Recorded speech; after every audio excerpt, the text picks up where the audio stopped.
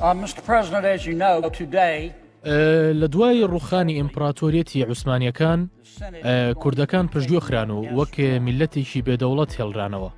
تەنانەت کاتێکیش دەوڵەتی نوێ لە دەوروبەریان دروست دەکرا، کوردەکان بە هەمان شێوە پشتگوێخران لە سووریا و لە ئێران و لە عێراق و تورکیاش. بۆیە جەنابی سەرۆک ئێستا کاتی ئەوەیە و سیاسەتە بگۆڕین.